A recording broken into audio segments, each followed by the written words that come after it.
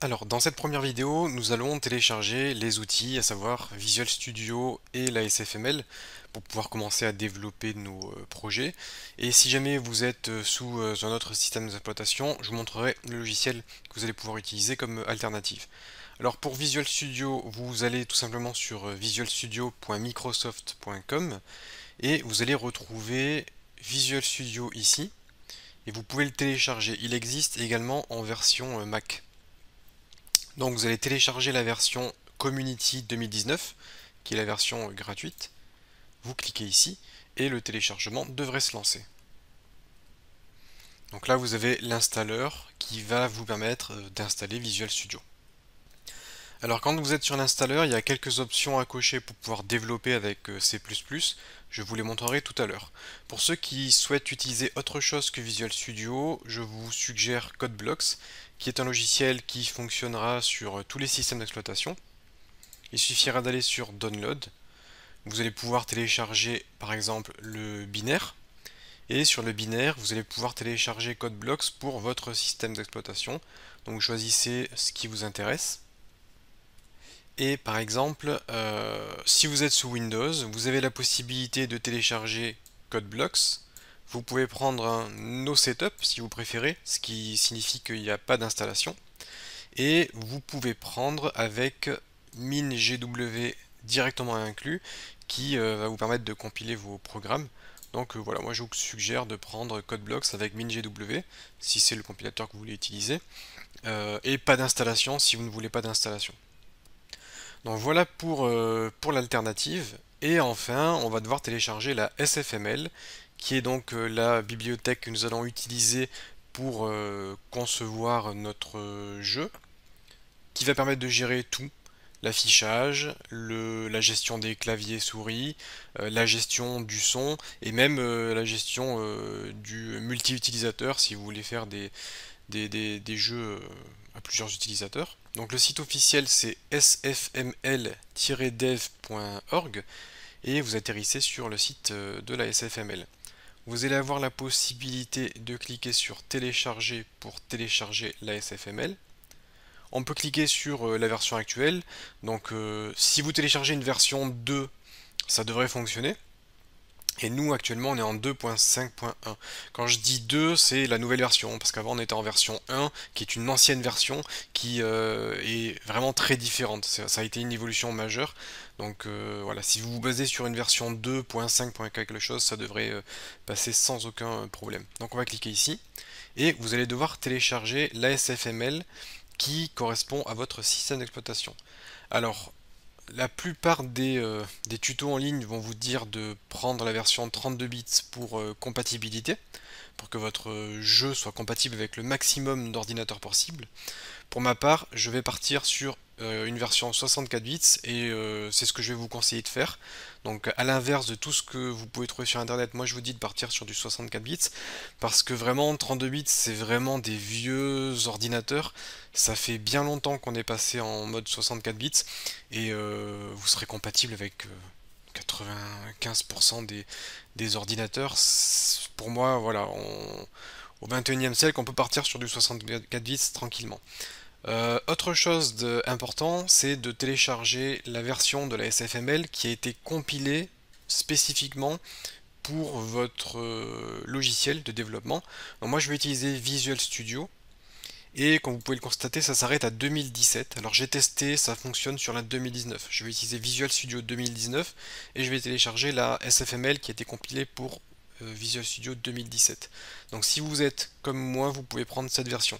Si vous utilisez une version plus ancienne de Visual Studio, comme la 2015, vous pourrez prendre cette version-là.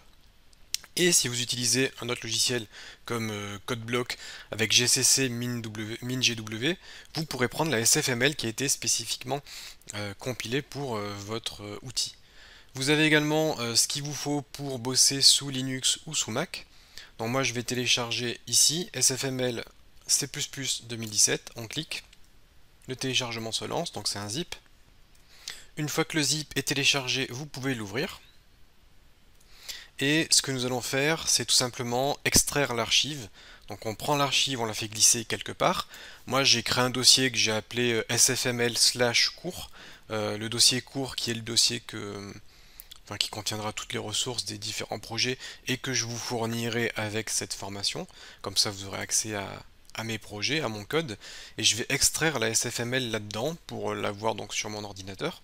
Et si je double-clique ici, je vois bien que j'ai tout ce qui correspond à la SFML, le binaire, à savoir les DLL, parce que la SFML possède plusieurs DLL. Alors il y a OpenAL qui est un petit peu particulier, qui va donc être utilisé plus pour de l'audio, SFML Audio qui est pour de l'audio, SFML Graphics qui est pour l'affichage, SFML Network pour le réseau, pour faire du multijoueur. Vous avez System pour les fonctions système et Windows pour la création de fenêtres. À chaque fois, les DLL, vous les avez en deux versions, en version standard ou en version avec un petit "-d". "-d", c'est pour le development, donc développement, debug. Ça va vous afficher ça va vous afficher beaucoup plus de logs de debug. Donc en mode développement, on va utiliser la DLL-D pour avoir toutes ces informations là. Donc ça c'est les binaires. Vous avez un petit peu de documentation HTML. Vous avez des petits bouts de code d'exemple. Les includes, super important. Donc dans include on a SFML et là-dedans on a tous les fichiers de la SFML avec tous les fichiers header. Donc ça va être vraiment toutes les fonctions. Lib qui contient les librairies. Ça on va devoir les associer à notre projet pour pouvoir accéder donc aux fonctionnalités de la SFML et pour faire fonctionner entièrement notre projet. Donc ça, j'y reviendrai dans la prochaine vidéo quand on installera la SFML sur notre environnement de développement. Mais avant toute chose, ce qu'on va faire, c'est créer un nouveau projet. Pour cela, bon, moi je vais aller sur Visual Studio 2019. Dans la prochaine vidéo, je vous dirai, pour ceux qui veulent utiliser un autre éditeur, comme par exemple CodeBlocks, je vous dirai où est-ce que vous allez pouvoir trouver la documentation qui vous permettra de créer un projet SFML. Mais bon, moi là pour l'instant, je vais partir sur Visual Studio 2019 parce que c'est un éditeur que je trouve beaucoup plus confortable. Même quand on débute, je trouve que c'est beaucoup plus sympathique. Donc on ouvre Visual Studio, on va cliquer sur Créer un projet de façon à créer un nouveau projet. Et là-dessus, je vais sélectionner un projet vide de type C++, que vous pouvez retrouver en recherchant dans les modèles ou en sélectionnant C++. Vous allez retrouver le projet vide C++. Donc là, c'est une application console Windows classique. Et si jamais vous ne retrouvez pas ce type de projet chez vous pour une raison ou une autre, ne vous inquiétez pas. Je vais vous expliquer comment faire tout de suite après. Donc, sélectionnez ce projet et si jamais vous ne le trouvez pas, ne vous inquiétez pas, je vous donne la réponse tout de suite. Donc là je vais cliquer sur suivant. On va me demander de spécifier un nom pour mon projet ainsi qu'un emplacement. Donc l'emplacement ça sera dans sfml/cours/projet et je vais l'appeler par exemple projet tuto sfml. Donc là c'est le nom du projet. Et une fois que ça me convient, je clique sur créer. Et là, ça va me créer le projet sous Visual Studio. Donc ça peut prendre quelques secondes. Ensuite, le projet s'ouvre. Alors, maintenant je vais vous dire comment vous allez pouvoir installer C++ pour pouvoir bosser avec C++ sur votre ordinateur. Ça se passe au moment où vous installez Visual Studio. Moi, évidemment, j'avais déjà Visual Studio installé. Mais au moment où vous installez Visual Studio, avec son installeur, vous allez avoir la possibilité d'installer des choses qui vont vous permettre de développer, par exemple en C++. Et si jamais vous vous êtes trompé, que vous n'avez pas coché ces choses-là et que vous avez installé Visual Studio sans, par exemple, C++ ou peu importe, vous allez avoir la possibilité d'installer toutes ces dépendances. Alors par exemple, je vais cliquer sur Outils, Obtenir les outils et fonctionnalités, ici, ce qui va m'ouvrir la même fenêtre que ce que vous aviez lors de l'installation de Visual Studio. Lorsque vous passez par Visual Studio Installer, vous avez exactement cette fenêtre-là qui vous permet d'installer tous ces outils.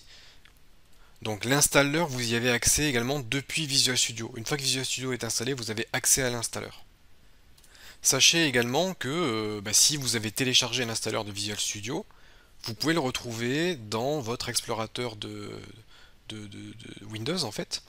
et vous pouvez lancer Visual Studio Installer directement, ce qui vous permettra d'avoir également cette fenêtre comme moi. Alors moi, comme je développe sur plein de technologies différentes, le C Sharp, le Unity, l'ASP.NET, j'ai plein de fonctionnalités qui sont déjà installées dans Visual Studio. Vous en aurez beaucoup moins que moi, évidemment, si vous ne vous intéressez que au C++. Alors pour travailler avec C++, il vous suffira de cocher les options C++. Dans Bureau et mobile, vous avez développement desktop en C, C++. Si vous voulez faire du mobile avec C++, vous cocherez développement mobile en C, C++. Si vous faites du développement de jeux vidéo, par exemple avec Unreal Engine ou DirectX ou peu importe, vous pourrez cocher développement de jeux en C++ et ça vous installera les outils spécifiques qui vont vous permettre de faire tout ça. Donc là, ce sont les principaux composants. Ça va vous installer un ensemble de choses qui vont vous permettre de bosser convenablement. Après, vous avez également accès aux composants individuels si vous voulez précisément installer des choses très très spécifiques. Développement C++ pour Linux, fonctionnalité de base C++. Vous allez avoir la possibilité d'installer vraiment des outils un à un si vous voulez travailler avec beaucoup plus de précision. Mais là, vous pouvez vous inspirer de ce que j'ai moi directement en fait. Vous pouvez vous inspirer de ce que j'ai directement pour faire la même chose.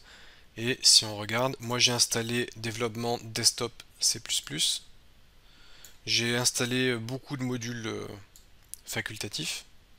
Vous pourrez mettre la vidéo au ralenti ou en pause hein, si vous voulez, faire comme moi. Mais comme je vous l'ai dit, moi je développe sur beaucoup de technos différentes, donc j'ai beaucoup de choses qui sont installées.